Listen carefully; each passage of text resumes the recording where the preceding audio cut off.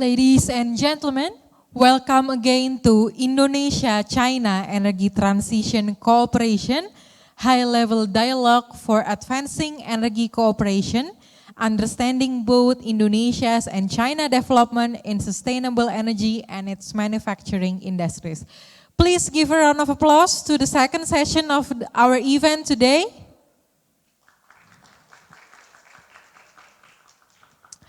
We will now begin the third panel session. And before that, we will start with a presentation on deepening China-Indonesia cooperation on green and low carbon development, which will be presented by Deon Arinaldo, Program Manager Energy Transformation, Institute for Essential Services Reform, and Dr. Pang Xiao from BRI International Green Development and Coalition. So to Bapak Deon Arinaldo, please, you may have the stage.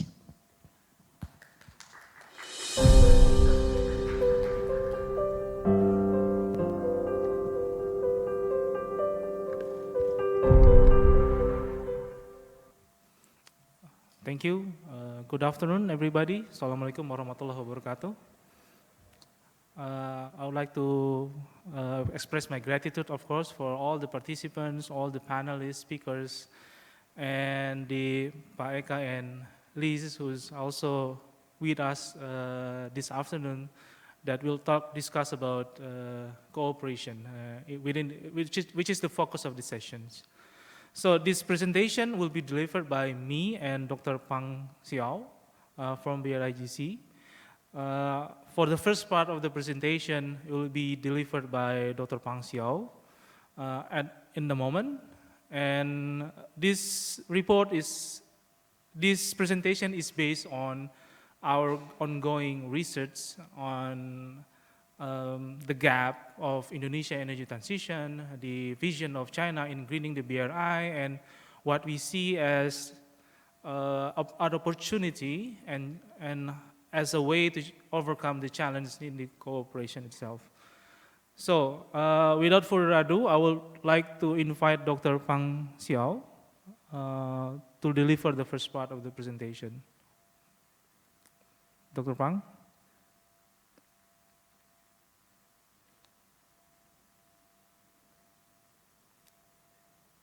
Yeah? Oh, I should, okay. All right, so I could start. Oh, I see, okay. Yes, so I will start the first part, and then maybe my colleague, Dr. Pang, would join me in presenting the first part. So, next slide. Yeah, okay, yeah. So this is the outline of the presentation today. I'll be talking about the Green BRI, Belt and Road Initiative, how historically speaking, how the trajectory of diplomatic relations between China and Indonesia has been developed back ever since our independence in Indonesia until today. And we will highlight a little bit on the China investment in Indonesia so far, what has happened and what has changed during and after the BRI.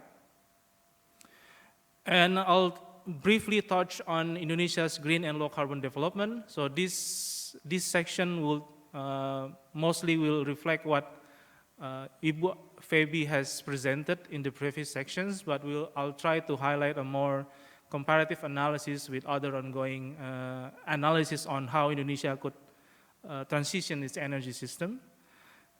And the fourth part is on the gap, what we identify as gap in terms of the needs for financing, the technologies, and where the cooperation could happen to overcome that gap, and the opportunities that we see on what could be the next step moving forward.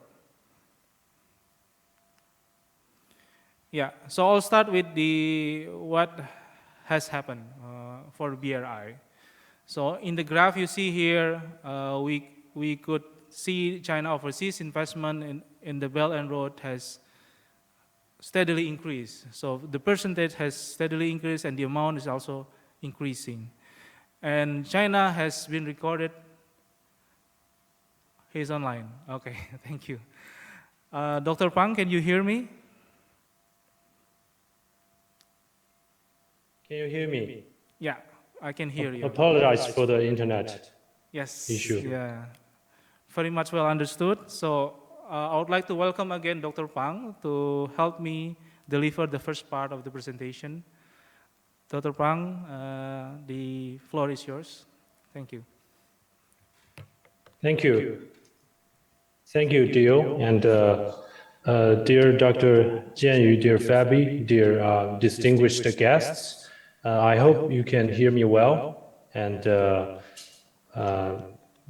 please show the slides. It is a really honor to be able to join you online for this important dialogue that BRIGC and ISR have been planning for a while, and apologize for not being able to be in Indonesia, although I am very, very much eager to do so, but there are some last-minute changes, and I'm also happy to share, maybe Dr. Jian, you already shared that we are organizing the high-level forum on green development of the Third Belt and Road International Cooperation Forum next month. So we are pretty much occupied, but we are happy to learn that many friends from Indonesia are joining the forum, which is enormous opportunities for our cooperation ahead. And our joint research is really a touch base of what we can achieve for future China-Indonesia cooperation in terms of green transition. So China has, as Dr.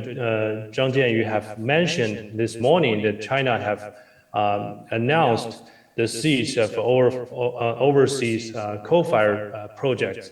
So now the overseas investments in the Belt and Road participating countries, our partner countries, are very much greener than earlier. You can see from the graph that the investment of BRI occupied is a major or important part of the foreign investment in many of our partner countries. And China's investments in ASEAN countries in specific is very important to us, and to the sustainable development of the whole Belt and Road partners. And we have been, China have been the top 3 overseas investors globally. And next, please.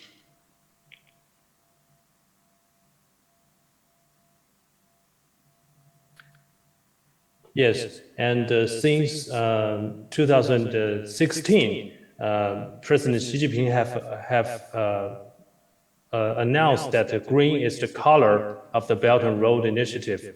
So from then on, the investments and the projects under this important initiative has been restructuring and turning into a green orientation.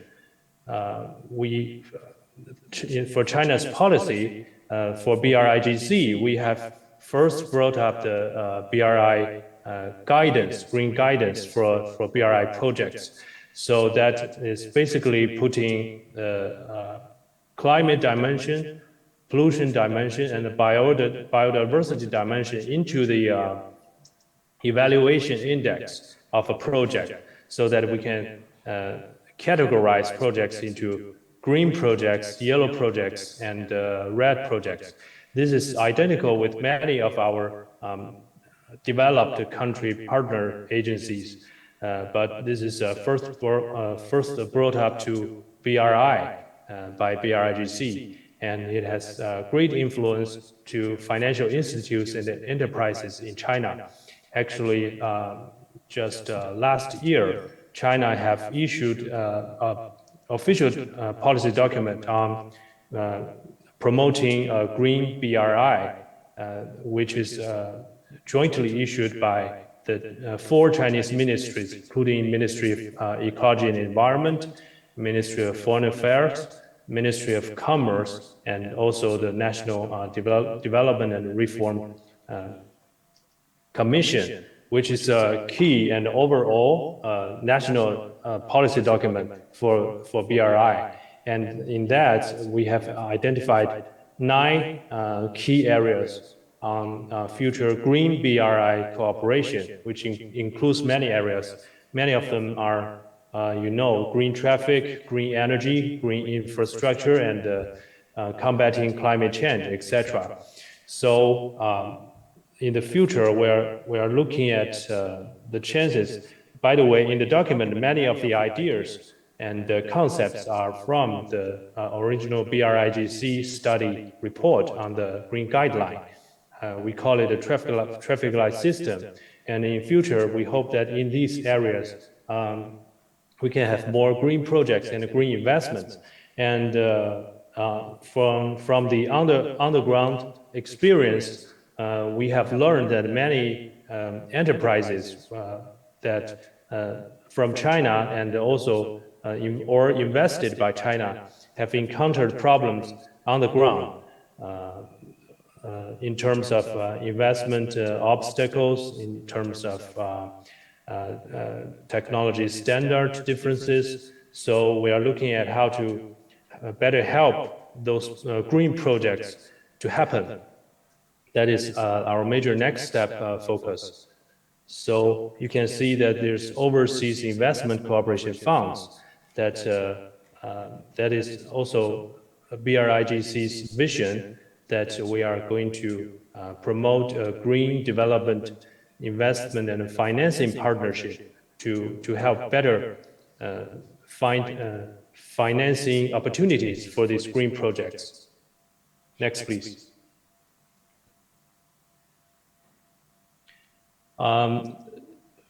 Talking about diplomacy, which is a key part for China and Indonesia partnership, as our distinguished guests, delegates may aware that President Xi have visited Indonesia and have dialogue with the Indonesian president and have made a lot of consensus on how to promote our joint cooperation.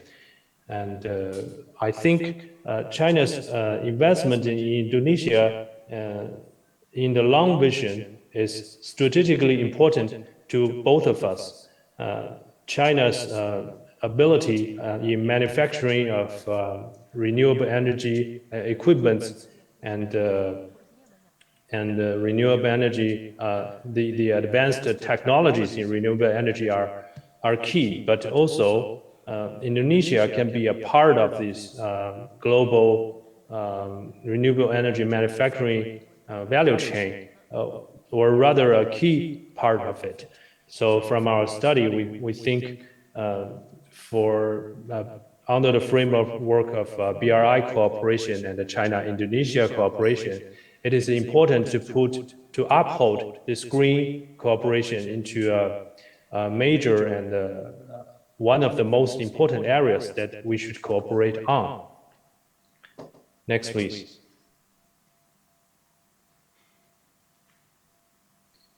This is the picture that I was just mentioned on July 2023, that we have put in our agreement. China and Indonesia have put in our joint communique that we should put accelerating the import and market access in agriculture, mariculture, research and technology advancements, infrastructure and education. And furthermore, I think renewable energy is one of the key areas that have been mentioned by the two leaders in terms of future cooperation. And more investment will happen in Indonesia. And from this commitment by the leader, what we need to do is we need to think how to make this investment that will happen more green. So there should be more green projects taking part of that. Next, please.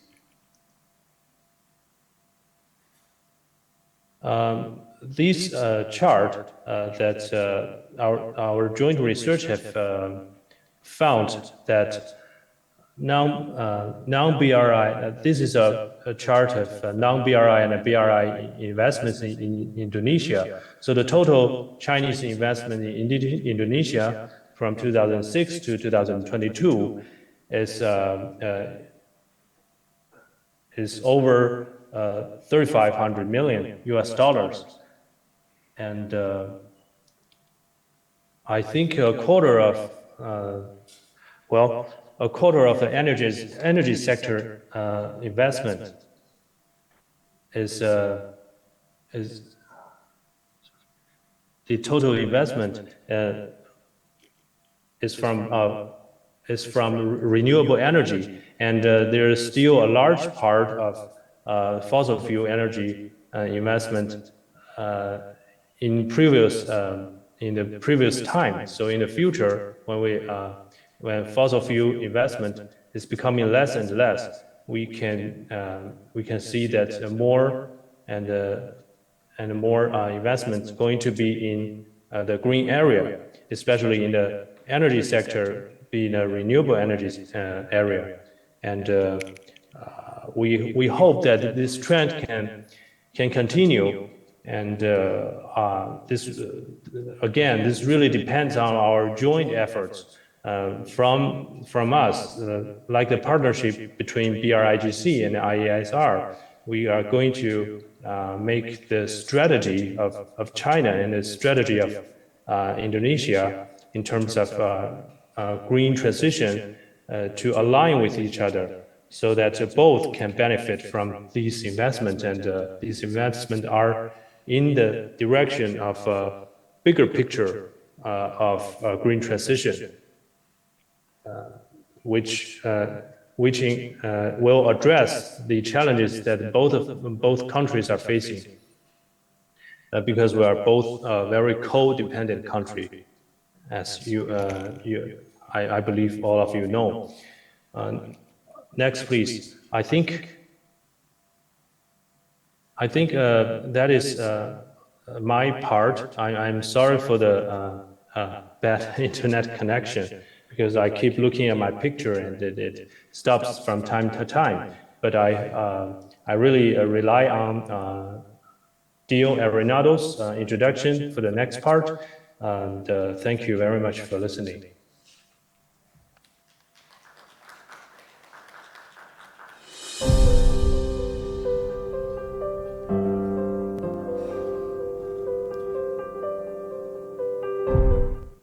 Okay, thank you, Dr. Wang, for presenting us with the first part of the presentation.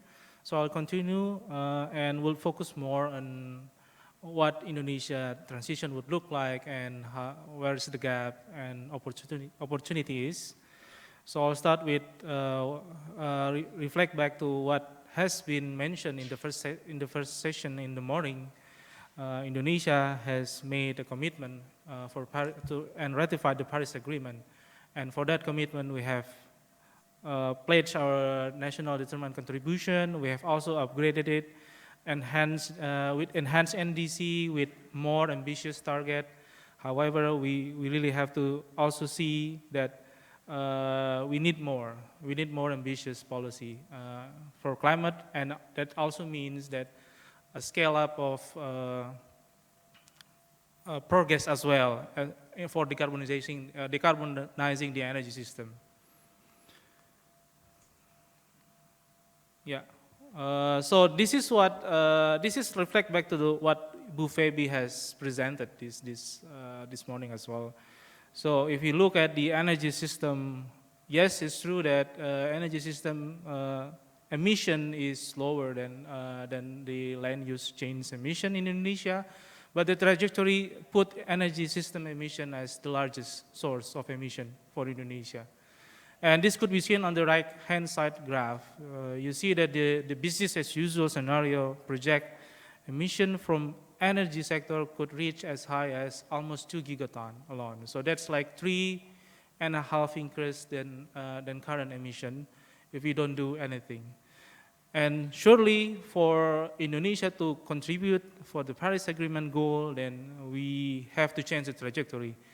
The government of Indonesia, Ministry of Energy, has presented us with net zero emission scenario where we see the energy system emission could reach as low as 129 million ton CO2 by 2060. And actually achieve zero emission in the power sector by 2055. So you see that the Ministry of Energy has put that power sector as one of the key sector to be decarbonized and to be the forefront of the mitigation in emission. And this could be seen from the scenario of net zero emission 2060. On the left-hand side, I'll start with renewable energy potential from Indonesia. We have more than 3,000 gigawatt of renewables. And this is official number from the government. And for most of those potential, solar almost consists of 3,000 gigawatt, 2,900 gigawatt. But we also have quite a lot of wind, offshore wind, hydro, geothermal, and biomass. So we are quite blessed with renewable energy potential. And to reach our goal, based on government Ministry of Energy net zero emission scenario, we only need roughly 600, 700 gigawatt of it. So we still have a lot more potential to be utilized to meet our future growing demand, even under the net zero emission scenario. However, we see that the implementation is going slow. We could see from the installed capacity of renewables on the left-hand side graph, the capacity of renewable energy, including hydro, geothermal, and solar, wind, biomass, has only reached 14 gigawatt. In 2022, it has only able to grow by 500 megawatt, 1 gigawatt for the last 5 years. So this is certainly not sufficient to reach even what we have pledged in our national energy policy. In our national energy policy, we aim for 23% by 2025. We are now sitting at 12% of primary energy mix from renewables. So there's still a huge gap, even from under current stated policy that the government has stated. So if we want to increase more and we look forward for the power sector to be the main strategy for us to decarbonize and help the other sector to electrify and also reduce their emission, what I meant with that is the transport and industry, of course, then the power sector investment in renewable has to scale up. The investment realization for renewable has been not really met the target set so far. So for example, last year the government has set almost 4 billion of renewable investment. However, they have corrected it, the target into 2 billion something, I forgot. And the realization is only 1.6. So this is the true picture of current situation in Indonesia, and we have to change it. Energy investment in total is actually 26 billion. This is exactly the numbers that finance investment that Indonesia need for its developing its renewables. So it's actually not a matter of unavailability of finance or money or investment, but it's a matter of shifting the investment from the other sectors into a more sector that is crucial to reduce the emission. And we also compare, of course, how does the transition look like, and could we also achieve a more ambitious one compatible with the Paris Agreement? So there are a couple of studies that project Indonesia energy system trajectory toward 2050 that and reach zero emission by 2050.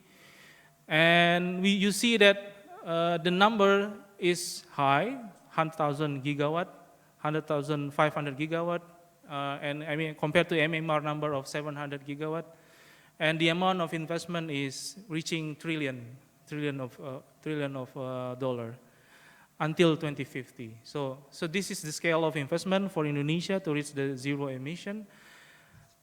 The resource potential is there for us to utilize and to actually meet this scenario. And we also have studies and analysis that has been done even by ARENA, and also our ISR also has done similar study for the whole system, energy system decarbonization. And reflecting from this, we could already identify what kind of technology that is needed, and what are the investment needs and the gap between the current realization of investment. Until 2030, this is based on the table on the right. This is based on ISR scenario. We see an investment need of 235 billion. This is to stay, again, this is again to state that this is to stay compatible with the Paris Agreement. So this is much higher than what has been planned so far, of course. And this 235 billion means almost 40 billions per year for investment, which is roughly similar to the graph that I showed you before, the total energy investment. So the finance is there. Obviously, we could use for more investment, and this is where I think the cooperation with China is key. So what are the challenges? Of course, technically in Indonesia, we still have a young coal-fired power fleet. And some of these coal-fired power plant is owned or invested, or equity is coming from the Chinese-related businesses and companies, and also financial institutions. And this young coal-fired power plant will not retire even after 2035 under current circumstances. And over 50% will not retire until after 2050. So that's the current situation. We could, of course, put it on hold and do the business as usual. But again, that will be delaying what's needed to be done, what's needed to be accelerated in the near term, in the next 5 to 7 years, which is renewables. Because we have also overcapacity in one of our grid, especially Java Bali. And this has been proving to be blocking more renewable investment that could be integrated to the system. Of course, this is more a midterm strategy. We could develop interconnectivity between islands, which could unlock the renewable potential in where the resource is plentiful, and transfer it to be used in where the demand is more concentrated, especially in Java, Bali. But again, this is also this interconnection is more of a midterm, beyond 10 years. It needs planning, it needs cooperation and everything. And and again, the decision to invest in this still need to be made within the next 1 to 2 years. So this is the challenge itself. And lastly, and this also has been touched by Pak Rahmat during his keynote speech, that Indonesia is also willing to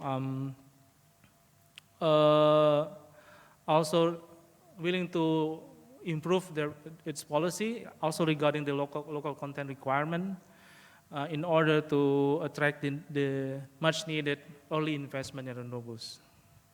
Politically, Indonesia right now, this year we understand it's a very important year. However, we also understand that next year we will face general elections, and this could prove to be a critical timeline and milestone, that whatever we want to achieve and whatever foundation of cooperation has to be made within the next year before the government changes, to really set us up in the correct timeline. Of course, we could wait for the new government, but it will be like 2-3 years losses in developing this cooperation. Geopolitically, I don't think I have much to say on this, and everyone knows here there is a tension, of course, on this, and there is also Indonesia's position is always open for cooperation, as as has been stated by Pak Rahmat. However, we also have to realize there's still a tension on the West and with China. So opportunities, I think these four is not really our finalists, of course. We have quite a good insight during the discussion this morning that there are more ways for cooperation could focus on and develop in the next year. But what we see for now, the important one is, of course, the renewable energy power plants. We understand that Indonesia has developed, we have several projects, we have quite a project pipelines that needs financing. And this is something that could be seen as a low-hanging fruit. How do we really kick this project to be start construction? Because what they need is actually financing. They have really secured the development process, the PPA, and et cetera. And this kind of project could be like the low-hanging fruit one. Of course, we will need more. As I said before, we need 100 gigawatt of renewables. This could set us up for the early project development. The second one is the industrial decarbonization. And if you see the China investment over the last few years, there has been quite concentrated investment on metal machinery, the downstreaming of the, especially nickel, the critical mineral for energy transition. And this is what Indonesia needs. We have to admit that industrialization of this mineral resource is important for Indonesia. However, the investment decision is there, and there are some captive coal-fired power plant that is planned for supplying power to this industry. However, because it's still in the plan and some of it is still in the maybe early construction process, there could be an opportunity for the cooperation between government and also businesses from China and Indonesia to facilitate options analysis to transfer or transition this coal-fired power plant into a more clean energy alternative.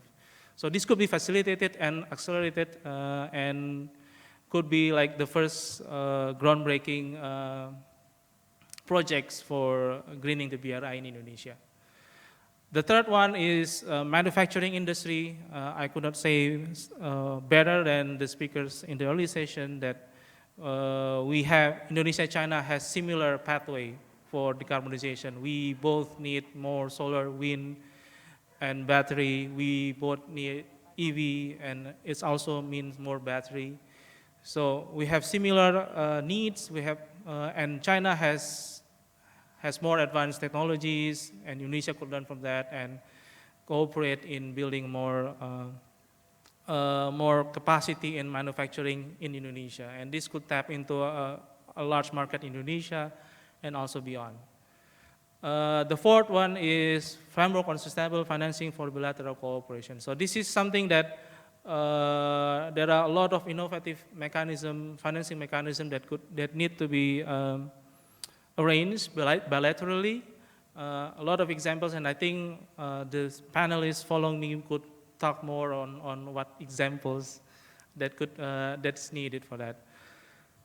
And lastly, so this is just to give you the scale of needs, the scale of investment needs for the renewable energy and also manufacturing capacity for Indonesia. And lastly, I want to make on the last point on financing, we could also start with some of the policies that both countries is developing right now. So Indonesia is developing its taxonomy hijau, so green taxonomy has been the talk of the last few weeks. And at the same time, as my colleague Dr. Pang mentioned, BRI is also building its green development guidance, which also involve similar system, the traffic light system. So realigning this taxonomy and also perhaps other financing mechanism beyond just the taxonomy is one low-hanging fruit activities that we could do to really kickstart the cooperation between the two countries. So that will be the end of my presentation. Thank you for your attention, and I'll give back the floor to the MC. Okay, thank you so much, Mr. Reon and Mr. Pang, for your presentation on deepening Indonesia-China cooperation for low carbon development. This is a very interesting study indeed, the preliminary result where we can see there are a lot of opportunities for China and Indonesia in developing a bilateral cooperation related to energy transition and low carbon development in Indonesia. And on to the next session, we will be hearing a response from the panelists. And then this panel session will be moderated by Elizabeth Wu from Client Earth. So while we are setting up the stage, maybe Elizabeth, you can prepare yourself for your questions and also for the panelists to respond to the presentation by Mr. Deon and Mr. Pang. Maybe we can get more insights on how to advance this cooperation between Indonesia and China from the panelists.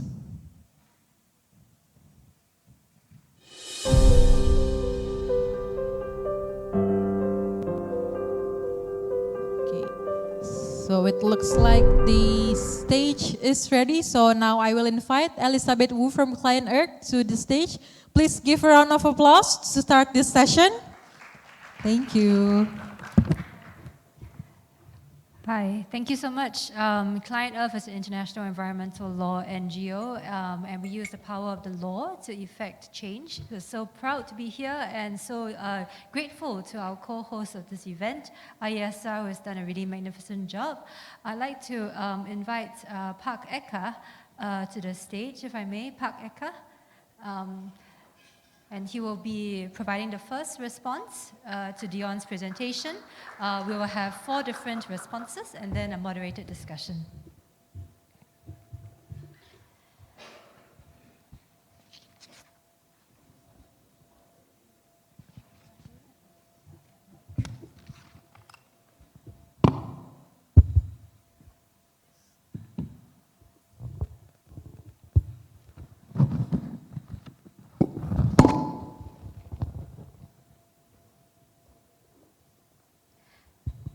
So Park Eka, you are the head of the Energy and Mineral Resources Division of APINDO, and also have a role as a director and CEO of Medical Energy Power. Do you have some reflections or responses to the presentation that was made just now? And perhaps you could elaborate more from your particular perspective. Thank you, Elizabeth. First of all, congratulations to ISER and also the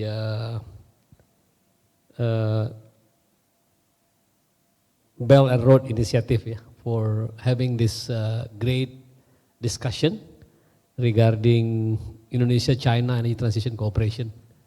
I think we need to have this quite often. And of course, to all participants here and also online. So hope that you have a good day. I think what I'm trying to say here, having heard the presentation from Mr. Pang and also from Pak Deon, I think we need to basically take this opportunity. I think simply because I think from that presentation, Indonesia and China has 70 years of relationship. In fact, I think I saw from the presentation from Mr. Pang, 35 billion investment coming from China in the last probably 15 years. But there is a big but here. 86 is coming to fossil energy. As we know that the 35 gigawatt of coal power plant in Indonesia is basically supported by China government or China institution. I think we see also from the presentation, which is very good, in the future there will be more green green initiative will be coming, which is very good. So I think let's give a big applause for that. I think we need to give a big applause to that initiative. And of course, as we see more green opportunity, which is good for us, I'm representing Apindo and also METI. METI is also Association of Renewable Energy in Indonesia, and Apindo is also Association of Employer and also Business in Indonesia. We see that Indonesia has huge potential, Miss Elizabeth. I think presented by Pak Dion also, Indonesia has 3,600 gigawatt of renewable potential yet to be developed. Unfortunately, I think only small portion of it being developed at this moment. I think if you see that presentation, I think from Indonesia energy mix, we're talking about only 11 to 12%. If you look at the number, probably it's only less than 7 gigawatt. If you divide it into total potential, probably only less than 0.2 or 0.3% of Indonesia potential being developed. Right. So from this end, I think from Apindo, from METI point of views, we like to see more initiative to improve or to increase Indonesia renewable. Right. There are a lot of things can be done in both country. So when you ask me the challenges, I think there are a lot of challenges. One of it is, of course, we need to ensure that there is a strong demand also from the market. But strong demand means that somebody need to absorb that renewable. Yeah, while from Indonesia point of views, I think issues of affordable and accessible is one of the issues. So there are big affordable here. But having said that, we still believe that with those big resources, Indonesia could play a big role in basically selling its renewable not only for Indonesia domestic, but also for the neighboring countries. Yeah. So the challenges is a lot, but I still believe that with resources that we have, with potential demand, especially if we can open the market, I think we can link and match between demand and potential resources that we have to create real business or to kick off the green initiative in Indonesia. I think what Indonesia need here is that a strong demand, a technological support, right? Financial support, yeah, to drive that green economy to basically take off. I think that's a very quick assessment to Mr. Pang and also Pak Deon presentation. Thank you so much. That's really insightful. So now I would like to first maybe invite the rest of the panelists also to come onto the stage. So Park Anindita from PLN, if you are here, and Park Jonathan from China Power, if you could just come onto the stage also. And in the meantime, we will go to the Chinese side and Dr. Sun, who is online. If I could just invite you to provide your perspectives in a moment, and then we can go to the rest of the panel. Dr. Sun.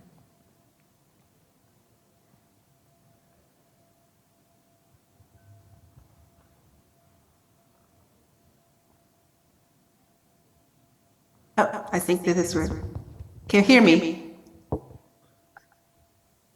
Good. So thanks for having me. It's a nice surprise to be able to speak at the first place. I'm Tianshu Sun. I'm from Chinese Academy of International Trade and Economic Cooperation. So when Elizabeth invited me to the panel, I want to say two things. So one, I'm not a government representative. I am coming from a think tank perspective, so I'm a researcher. And second is that my background is in development cooperation and international aid. And when it comes to Indonesia, it's good to know that Indonesia is not a major aid recipient of China because it's very developed compared to other developing countries that China has been providing international aid. But I think it's a good thing because it proves that Indonesia has the enabling environment to enable investments, to enable commercial corporations. I think it's benefited from the vast domestic markets Indonesia have, the good enabling environment for commercial cooperation, the policy support, and very specifically the policy for electricity and for renewable energy export development. And also, as very similar to China, there's also a fast-growing and very energetic population in Indonesia. So when we think about financial flows, mostly we are thinking about the finance coming from one country to another. But what I believe is that the China and Indonesia's future potential for renewable energy lies not in who is superior or like who have more money, but coming from the similarity between the two countries. I think there are several items to that. I made a list myself. So first is that I think Dr. Pan just mentioned that China is Indonesia is a codependent country, and so is China. So I think the first very noteworthy similarity is that how important that fossil fuel has been playing in major parts in both countries' economy, and also because we have a fast-growing population and manufacturing industry, so the future demand for energy will still keep going. And second is that we have a very diverse and rich resources for renewable energy, and it has been put to the priority of national policy planning. And the third one is that I think it's very important to know that both Indonesia and China are facing the kind of balance between emission reduction and poverty alleviation. So as the same as so I know that Indonesia has not only there's a Java island, and I've been to Jakarta. It's very developed. It's very much like the most fancy areas in Beijing. But also, like China, there are still also remote places where services are still hard to get, and especially in the islands of Indonesia. So how to balance the demand for more energy and more stable energy and the demand for emission reduction. And the fourth, I think, lies in the similarity in its historical evolution, saying that for China, the vibrant the vibrant industrial policy and also the commitment to development has been the key for China in attracting international capital to contribute to China's domestic development, especially after China's opening up and reform. And we're still enjoying this benefit. And I think it's common to Indonesia as well. Because since Indonesia is such an important player in terms of energy and in terms of climate change, it has been a major partner for not only bilateral cooperations, China as a big part of it, and also other countries, but also multilateral initiatives like the Just Energy Transition Partnership, etc. So I think there are a lot of similarities between China and Indonesia, not only horizontally, but also following a time sequence, which found a solid foundation for bilateral cooperation. I think what is really noteworthy is that I think the expert just now mentioned a bulk of Chinese investment to Indonesia is into fossil fuels, but I don't think it's an unfortunate fact, but it's a given fact. It is given that the investment that China has given overseas is embedded in our 17 years of development since the founding of the country, and also especially the 40 decades after China's opening up and reform. And our fast development is very much powered by one, a fossil fuel, two, by manufacture, and three, by nationwide development, and four, by incoming investment. So it's not surprising that when it comes to overseas cooperation and overseas investment, this is something that China's enterprises and policymakers are most familiar with. But this situation is changing because we know that China has made a commitment to global climate cooperation, to the 30-60 carbon peak and carbon neutrality plan, and to more greener cooperation. So I think the change is gradually happening, and over maybe the next few decades, greener cooperation is something that China enterprises, China investors, and China policymakers are most familiar with. So I think the landscape of China's international cooperation will definitely change it. And I think I want to take the time to also make two last comments, is that both China and Indonesia are regional big countries. So it's very important to note the externality of the two countries' development, especially to the comparatively smaller countries and all the later comers in our community. So two things are very important. So one is that what are the common goods we are supposed to provide to the community in the region? And the second is that how do we cooperate to provide a mutually beneficial driving force for our development? And so for the first one, I think from the China perspective, many people are thinking about the public goods as China's investments, China's lending, China's international aid to other countries. And I also want to make the chance to say that those are three very different financial categories, although it tends to be mixed by many observers. But I think it's very important to also think about what are the kind of agenda, the visions, and the norms that we want to discuss and establish. I think it's very important to highlight that I think there's an ongoing discussion about the global south and China's perspective as a developing country. I think it's very important if you look at the very differentiated development status within China. There are more developed areas, and there are very much less developed mountainous areas, etc. And that comes to why China is a definite member of the global south, and why we're sticking to the common but differentiated responsibility. But meanwhile, we are also making the turning green into a major driving force for our development. I think this is something that our Indonesian colleagues might share in common. And I think the similar perspectives are brought about in the morning sessions as well. And the second is how do we cooperate and help and share our solutions? I think it's not only about what materials and what investments we're going, but also what kind of solutions that China have or Indonesia have that could help to other countries. So I'm not sure if this small but beautiful concept are familiar to you, but I think from what we previously observed in our field trip in Indonesia, I think what I mentioned about the reduction of emission and the reduction of poverty is something that two countries could cooperate together.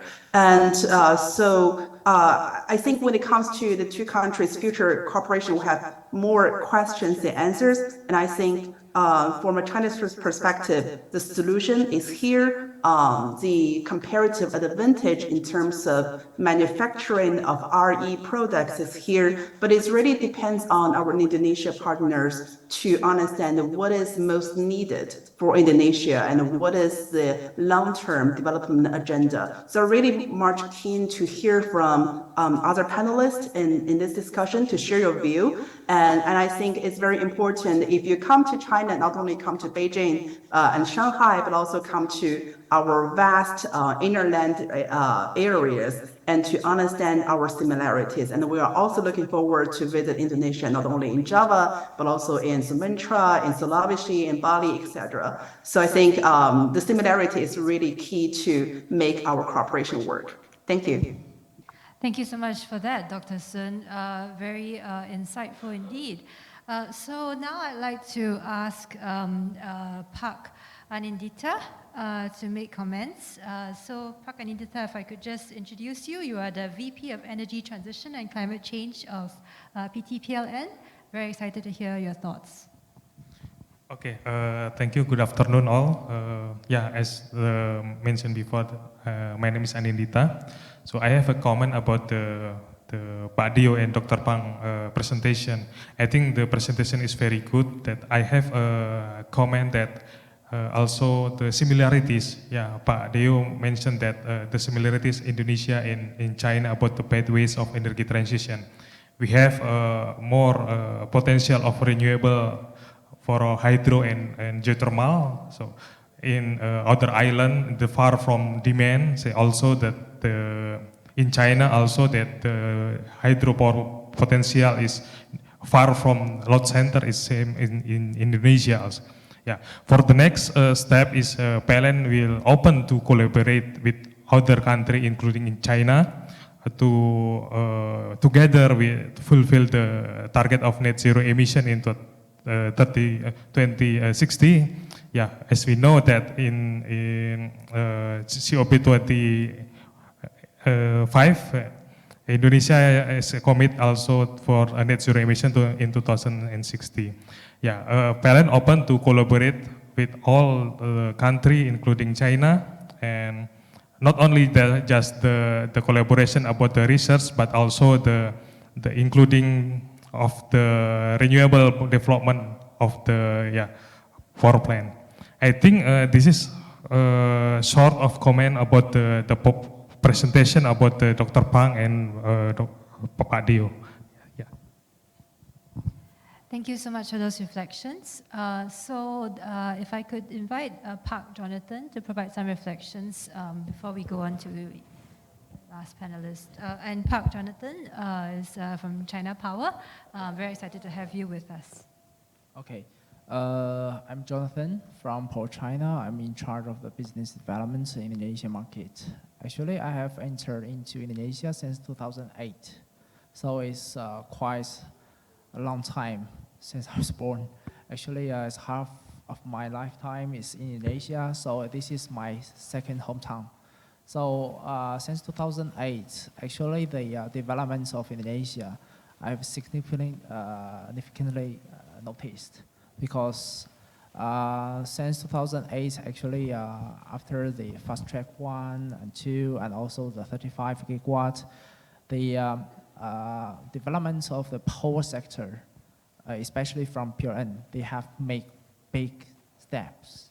And also from medical power, actually they are also invest in some of the power, especially for the renewable energy. So based on the the requirements of the climate change, or just like some kind of influence of the climate change, so we need to focus more on the renewable energy. So since we have entered into Indonesian market since 1995, actually we are more focused on the new and the renewable energy. Actually, we have built some of the hydropower plants, just like Bandung Toro, the largest hydropower in Indonesia. The size is 510 megawatts. And also we are, we are building the largest floating solar power, I think, but I did not also know that Cilacap 145 megawatt AC, that will be sealed by next month. So I think maybe this is also blessed by the God, or just like actually after this, there will be more renewable energy projects comes. And then we also have involved in the geothermal power plant, the Lumobalai 2. Actually, that will belongs to Pertamina Power Indonesia. We cooperate with them and then to donate or contribute to the renewable sector. And also, before we actually, we have approached to medical that we are following the, the Bali 2 times 25 megawatts, the solar PV projects. So for Indonesian market, there's big potential for the renewable energy, but I think they still need some of the, just like big movement for the transition for the power structure, because before most of the investors, they're focusing on the PLTU, the coal-fired power plants. But right now, actually, they are also more focused on the renewable sector, because actually the Chinese government, they have give an order that for the overseas coal-fired power plant cannot be financed or invested by the Chinese contractors. So I think for the next step, for Indonesian market, the renewable energy will be the trend, and also we are ready to contribute our, that kind of, we want to contribute to this sector. Yes, thank you. Okay, thank you very much. So Ibu Jonah is a bit delayed, so what we're going to do is we're going to move to the moderated discussion first, and then when Ibu Jonah can join us, and she'll come in. So maybe I'll just start off with Park Jonathan, since you just ended. So what are the kind of initiatives that China Power has to ensure that there is some form of just transition initiatives? So empowering local communities, supporting the workforce, knowledge transfer. Could you please comment on that? Actually, during our, just like construction in Indonesia, we are fully, applying the regulation from Indonesia, especially the labor force or the others. Actually, since I have involved in many projects personally, or, the local workforce is around, just like if one Chinese staff, there will be 7 to 10 local staffs, local workers, especially just like the power sector and also the transmission. I think all the guests in here will know the Jakarta-Bandung High-Speed Railway. Actually, we are one of the investors, and also we are one of the contractor. So during the construction, especially during the COVID stage, actually many of the workers, especially for the Chinese workers, it's very, very difficult to enter into this, Indonesia, because of the policy that have made in Indonesia and also made by the Chinese government. So for us, we need to absorb or just like to hire more local workers. But the local workers, of course, there's also some obstacles because of the, just like whether it is semi-skilled or just like skilled, right? So for the new industry, especially for the PV sector, actually for China already developed for many years. But for Indonesia, actually it's a few years only. So for the manufacturer especially, there's nearly no, the high developed technology here. I think they also need to focus on the manufacturer side. So right now, actually, I think ECA will know quite well about this part because there's projects between Indonesia or Singapore, there will be big steps, right? So for this one, we really wish that some kind of manufacturer can build a factory here to promote the, the local content. Because for us, personally, we have suffered a lot because of the ticketing requirement. We are really wish to fulfill the requirement of the ticketing, but of course there will be obvious obstacles cannot be fulfilled because the manufacturer didn't set up their factory here. So I think they still need time. But recently there's good news. Maybe some of the manufacturer is willing to build a factory here because maybe in the near future the renewable energy projects will be built because based on the IPTL there will be around 40.6 gigawatts, but half will be the renewable sector, especially for the solar, right? For this one, I think for us, we also have done the acknowledged transfer because we work with the local university and also some of the, just like colleague. Actually, well, some of the fresh graduate students, they are willing to get a better offer. So we are just like to training them first and then to let them to know better about the PV or just like renewable sectors technology, and then they can directly to involve into our projects. I mean the current projects or the newly coming projects. Because recently there's a project in Indonesia, tendered by PRN IP and also Kalangkates or again by PRN MP, right? So we are willing to cooperate with universities to train more, just like the skilled workers for Indonesia. Yeah, thank you. Understood. Thank you so much. So maybe Park Eka, in that case, can I ask whether you'd like to respond? On what particular matters? To figure out the mic, sorry. So maybe with respect to, with your Apindo hat on, what kind of labor policies, what kind of training and challenges and kind of education for the workforce do you think would be suitable? And also in light of Park Jonathan's comments. Yeah, I think before I answer that question, I think first of all, I think we need to realize that there is a huge opportunity for Indonesia. The reason why is because the climate issues is becoming so critical that we need to move. It is basically pose a biggest threat of humankind. But in the other hand, I think it's presented by all the panelists today, it gives an opportunities of, I think from the presentation, 1.3 trillion US dollars, yeah, for us, for Indonesia. Yeah, I think this opportunities is basically for all of us in this room, for Indonesia, and of course, this cake is huge enough, and of course we need to have a support, and in this case, in this forum, we discuss about Indonesia and China cooperations. I think before I go there, I think one of the issues that we are seeing from Apindo is that if you look at Indonesia, I think we are relying at this moment on the fossil fuel.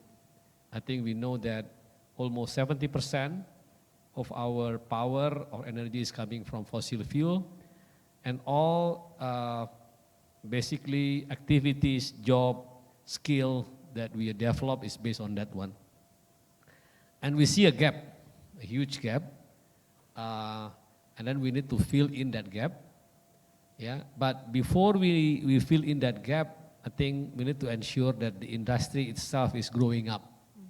I think we need to ensure that the industry is growing up, and I think it's where we need to work together, because without a demand, there is no supply. I mean, we have a big resources, yeah, but we need to create a demand first. It's like chicken and egg. The question here is that, do we need to prepare manpower resources, or we need to prepare a demand or job creation, and then we basically ensure that people is fit into that? I think the answer is we need to prepare both. So from the demand side, I think PLN mentioned, yeah, I think from Pak Anindita, I think he clearly mentioned that there is a huge effort from PLN and government Indonesia in the new RUPTL, ya Pak ya. Basically 23 gigawatt of renewable power needed. Not only that, I think Apindo and also private sector see, because from the presentation we see that Indonesia has 3,600 gigawatt of potential. So those potential actually can create a new industry for Indonesia, and then we can basically also, like other energy, I mean, before we export LNG, we export oil and gas. The big question that we need to have at this moment to create demand, I think we should also, be able to basically sell this potential to the neighboring countries, so we can create a demand side. And then when we create a demand, then we can discuss about how we're going to prepare, because when we're going to prepare the resources or people, I think we need to make sure that it is basically in line with the required requirement from the renewable. I just want to stress out at this moment, I think 150,000 of related people is depending on coal power plant. I think it is our duty to do upskilling and reskilling. It is predicted that actually from Apindo side, at least by 2030, 450,000 of new renewable skill is needed. And then 2050, around 1.5 million of skilled renewable people is needed. And it is only related to the power industry. If you compare, if you add other related industry like, for example, the downstreaming industry, manufacturing, those job skill needed probably can go up to even 3 million people. So we see that this energy transition is important. It's very important that we give a proper policies, proper incentive policies, and preparing resources. But at the end, we need to realize that actually it's all about us, and it's all about policy that we are setting up to ensure that this energy transition, these green opportunities can be realized. Because from all angles, I think we got all the ingredients. We have resources, we have huge renewable potential, we have huge demand in the future. What we need is just to set up local manufacturing. We need to ensure that we have capabilities. Of course, we need to work with China. Yeah, China is one of the biggest renewable powerhouse in the world. I mean, just to compare the size, when I went to China last year, every year, if I'm not mistaken, you guys install 80 to 90 gigawatt of PV per year. So it's very huge. I think compared to us, I mean, there's a lot of things to learn. So I think from Apindo point of views, we are encouraging this cooperation, both from many things, yeah, from the industrial point of views, you know, building all the IPP side, from the value chains like PV manufacturing, local contents, trying to build that, from the transferring of technologies, people, reskilling, and the most important thing here is green financing, because we need green financing. And those will benefiting at the end to basically Indonesian people, because I think, you know, we have a big potential to, you know, get this green economy or green job to our own benefit. Okay, thank you so much, Pak Eka. Perhaps now just ask Pak Anindita to respond maybe on two areas. First is, you know, obviously PLN has demonstrated great ambition in terms of adding to renewable energy capacity in the next phase of the RUPTL. So specifically, what kind of initiatives or outreach does PLN intend to do with respect to Chinese investors and companies providing financing or maybe developing bankable projects at scale, number one? And the second question is, how do you see this as synergistic or complementary with existing efforts like JETP? Like, where is the area of mutual benefit on both sides? After you're done, then I will invite Ibu Jona to make a presentation. Okay. Thank you. Okay, thank you. First, I will explain about our plan maybe our plan until 2040. Yeah, our adding capacity of the renewable energy for base load, as you mentioned, that 32 gigawatt. Yes, it is correct. After that, we also including the variable renewable energy until 2040 is almost 28 gigawatt, and then about the green transmission. Green transmission is for we transfer of the green energy from the potential of renewable to load center in Java. We have a plan about almost 23,000 kilometer circuit of transmission. So we can connect the transmission from Sumatra Island to Java and also from Kalimantan to Java also. And next is from Sumba Island. Sumba Island is potential of variable renewable energy, especially for solar power to Java also. Yeah, this need the need for the investment cost is almost more than 150 billion US dollar. So this is a big opportunity to all investor in the world, maybe, yeah, including China, to participate in energy transition of Indonesia. So the second question is about, you mentioned that the financial is... The second question actually was about how do you see integration with existing efforts like JETP? So China side and JETP side. I mentioned that the need of the financial is more than 100 billion US dollar. So this is an opportunity because until now we also discuss about the JETPs just for 20 billion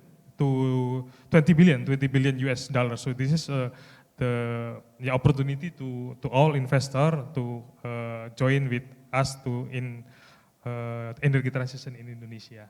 Yeah. Okay, thank you so much. So now I'll maybe invite Ibu Jona Widago Putri, Special Staff of the Coordinating Minister for Infrastructure and Technology, as Deputy Secretary General 1 for High-Level Dialogue and Cooperation between RI and PRC, who is online joining us on a Zoom. Ibu Jona, very interested in hearing your reflections on this particular cooperation, Indonesia-China Energy Cooperation, and also what kind of substantial advancement would you like to see in the next 2 years? How do you foresee this being put into action? Thank you, and sorry for joining online because of the numerous engagement. I think this is a very timely and interesting dialogue for the advancement of energy transition, and I think Indonesia is among the important country to reach the energy transition. First of all, of course, within the framework of the Indonesia-China relationship, the implementation of low carbon development cooperation is also a core aspect of the energy transition. And I think this is also something that Indonesia has been regarded to have a pioneering role as well. Currently, of course, Indonesia using mostly at the moment Chinese technology, but also together with the international community and international investors has been actively developing the downstreaming of the critical minerals. And among others is the nickel, but previously we can only use the high-grade nickel in Indonesia, but currently with the newest technology we can also extract the low-grade nickel. And not only the nickel, but also iron and other materials like cobalt and manganese that is very important materials for the lithium battery. So I think the need for new and renewable energy sources is very much evident, and one of these sources, other than just the lithium battery, is also the solar or photovoltaic.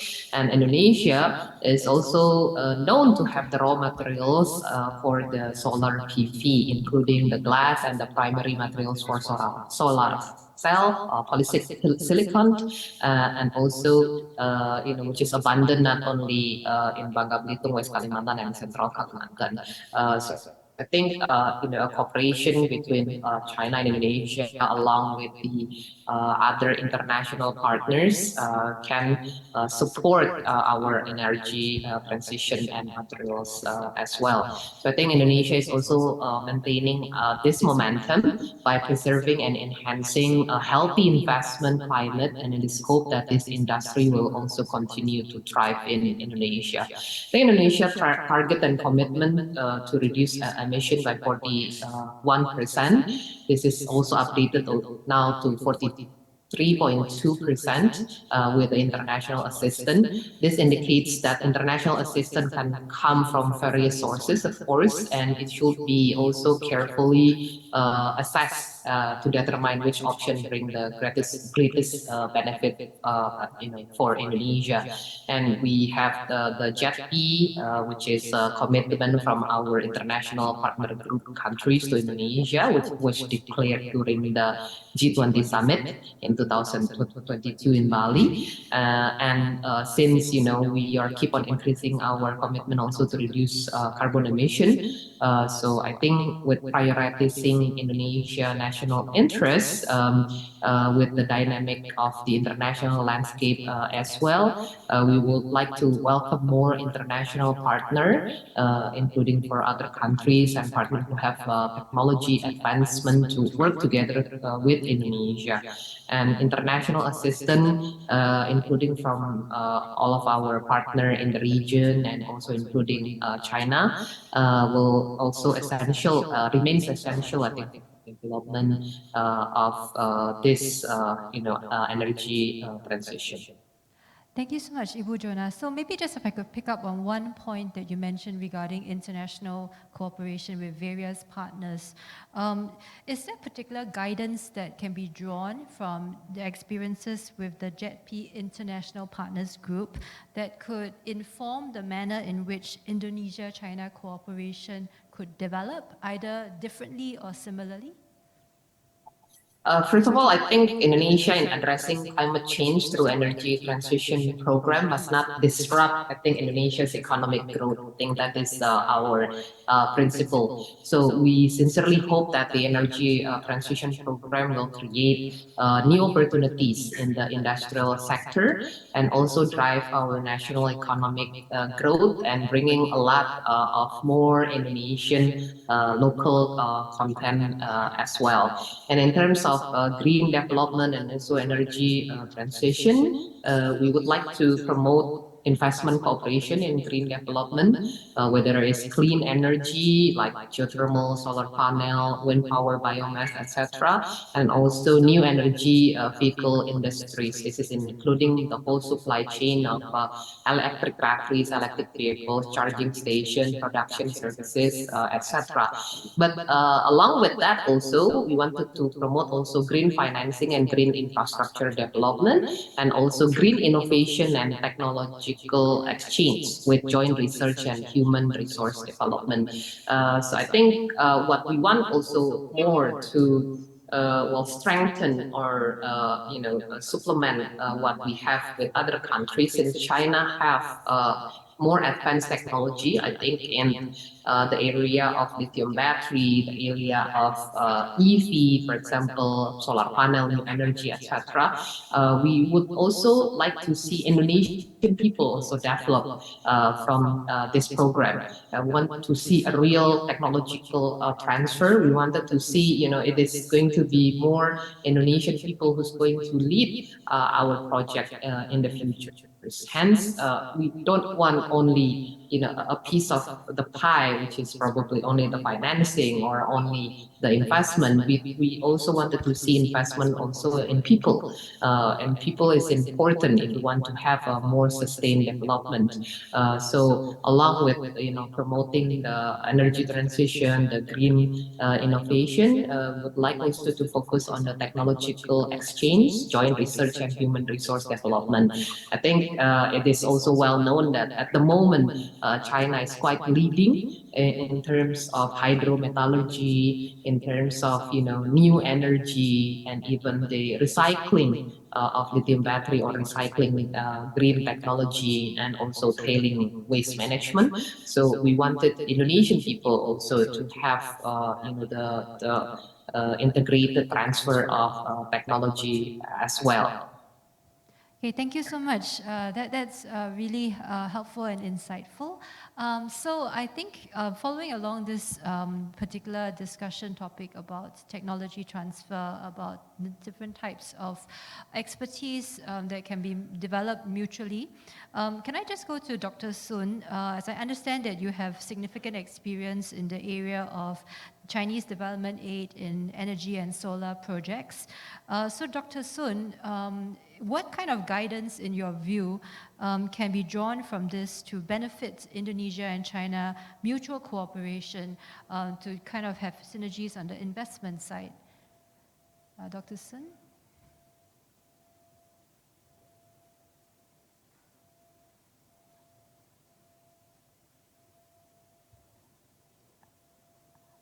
Hi. Yeah, great. Yes. I'm muted. No, Thank you for. Yeah.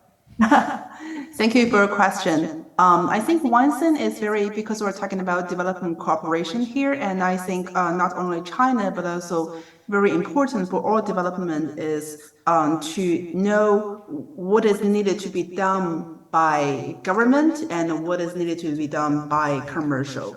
And I think there's a quite a different on that because of the good enabling environment and policy frameworks that Indonesia have. I think for development assistance should not really step forward and to take the place of what investment needed to be done in this area, but instead, I think what needed to be done is to areas that is less touched upon by investment or by commercial corporations. I think Dr. Eka and Dr. Jonah provided a really good example, especially in terms of how labor force and also how education and technical transfer could happen in this process, and to guarantee the energy transition to a greener path is justice, not only to people of more skilled or more capacity, but also to a broader population. And that said, I think coming back to my last point during my presentation is that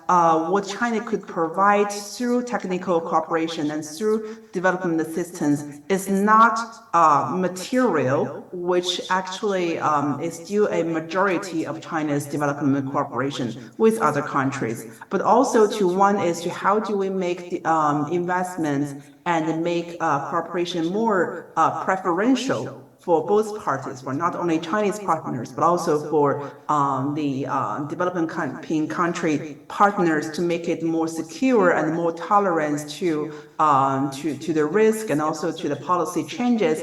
And the second is to how do we share the solutions that China have.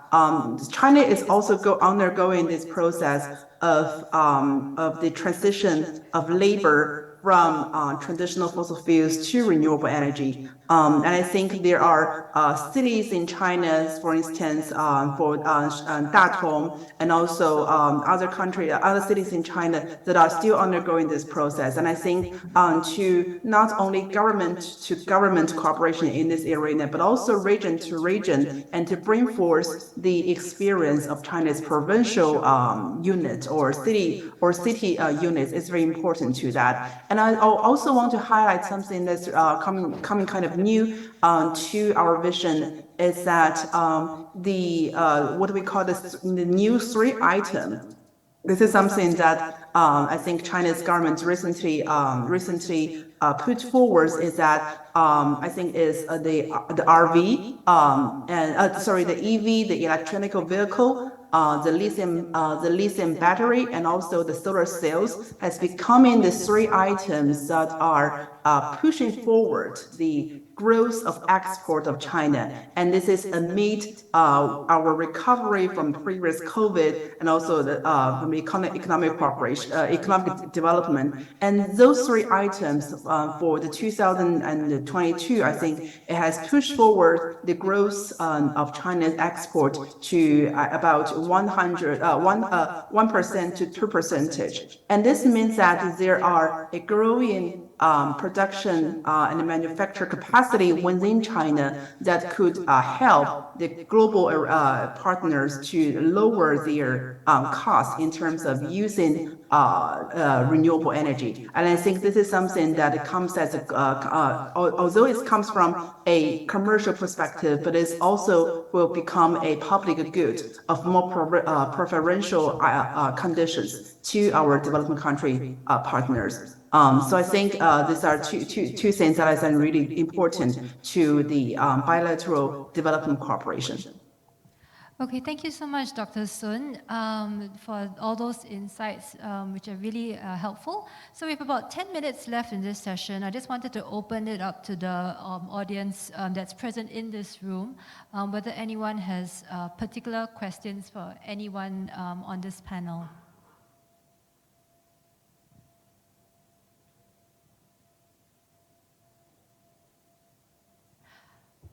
Okay, if not, then I will pass this to Pak Eka to provide some concluding words, and then to Ibu Jona to close off this session, maybe with a final few thoughts.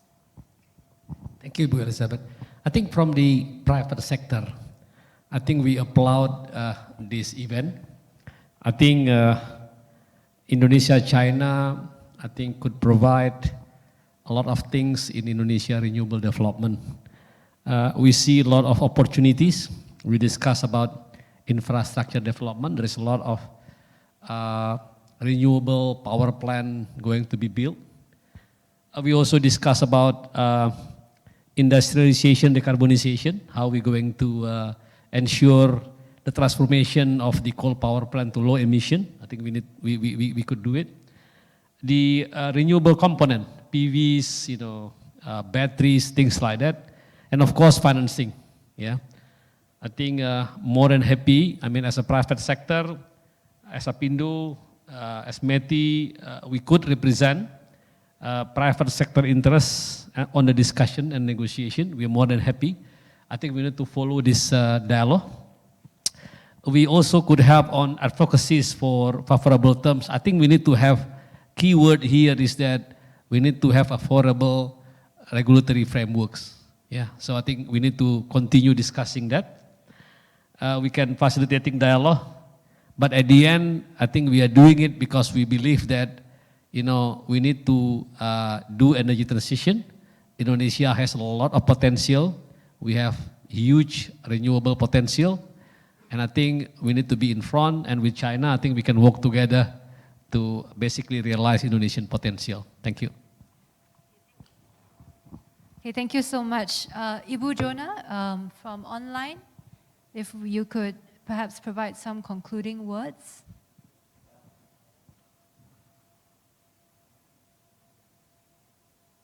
Sorry, I cannot unmute for myself. I have to be from the host in the venue. It's okay, we hear you now, so I think it's all good. Please go ahead. Thank you. Paika mentioned, of course, more and more stakeholders and countries now realize the potential of Indonesia, and we also realize the potential of Indonesia. So I think understanding ourselves is very important, and we are already doing that. But of course, we cannot do it alone, because I think the issue of energy transition is not only for myself, for you, and not only for Indonesia, but also for all of us, and also for the next generation. It's for my children, it's also for your children, and also grandchildren. So we have to have a very holistic, integrated, and also a sustainable long-term framework, a mechanism, and also strategic cooperation, which is beneficial for all in the long run. But also, that being said, that it is important to invest and the hard structure development, but it's also important to invest in the soft structure development. So it's important that we have the framework, we have the mechanism, and of course the financing. But at the same time, I think we have to look also at the people, at the talents, at the technology, at the research and development, because we're doing this not only for you and me, but also for our future generation. Thank you so much, Ibu Jona, to end on that encouraging and hopeful note. I just want to thank all the panelists on this discussion in person and also online. Very grateful for your participation and insights. Thank you so much for this audience that you've been participating with us. And of course, finally, huge thanks to the Coordinating Ministry for Maritime and Investment Affairs, the BRIGC, and IESR. ClientEarth is very honored to be co-hosting this event with all of you. Thank you and have a good afternoon. Thank you.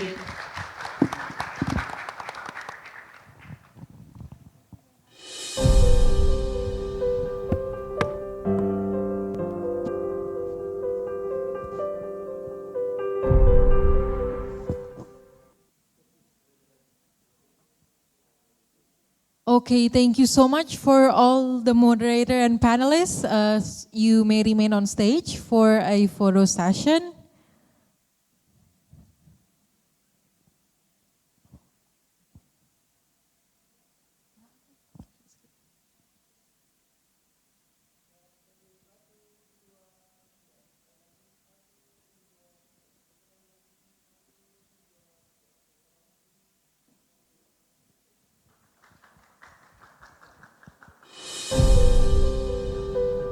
Okay, a very insightful third session for today's event. So may all the recommendations and insights can be incorporated to strengthen Indonesia and China partnership on low carbon development.